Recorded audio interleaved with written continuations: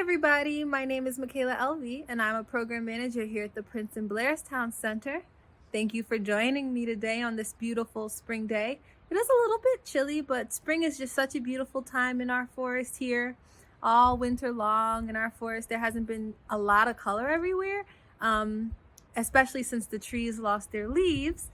But now that it's springtime, things are starting to bloom and blossom, and we're getting a lot of color back in our forest. So today, I wanted you guys to join me as we go looking for some of this color. So today we're looking for all the colors of the rainbow, which I'm sure you all know, so we can say them together. Red, orange, yellow, green, blue, indigo, and violet. Inside each of our human eyeballs, we have about 6 million cones, which are these little things in our eyes that help us to see perception, which kind of means how far something is, and helps us to see light, right? But it also helps us to see color, and that's because the different color that we see are all light in different lengths, different wavelengths, and that's what gives us our different colors.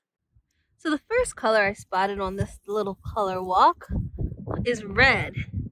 And these are the flowers from the red maple tree. They're falling from way up in the canopy. Red maples are really abundant in the Northeast, and they make up most of the tallest layer in our forest here at PBC. Maple trees are super important because they're one of the first trees to bloom in the springtime, starting as early as March, so that's super cool. And one of the reasons why, when they get their seeds out early, they can repopulate, and why they're so abundant here at PBC. This little yellow flower is called a trout lily, and it's very special to see. Trout lilies are spring ephemeral that live on the forest floor, and that means that they come back year after year, but only for a short while. Once the leaves of the trees start to broaden as springtime goes on, they shade these small flowers and cause their leaves and petals to wither away. But we caught them just in time.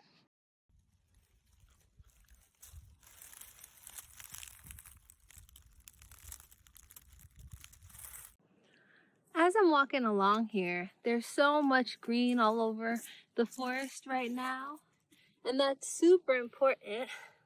There's some grass, some leaves, and plants actually, I don't know if you know, but they get their green color from something called chlorophyll, which is that green pigment that we see.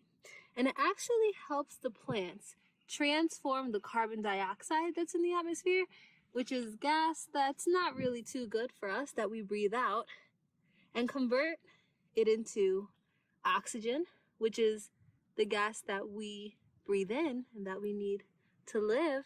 And it also helps it grow and convert all of those gases and light into a food source, into some sugars through the leaves that help give energy to the animals that eat them. Wow, I'm finding so much cool stuff out here, and I know what some of it is.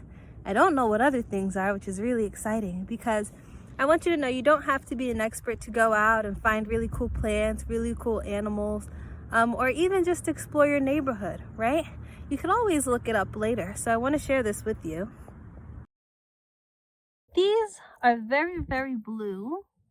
I don't know if you can tell in the camera how blue they are, but they're teeny, teeny, tiny.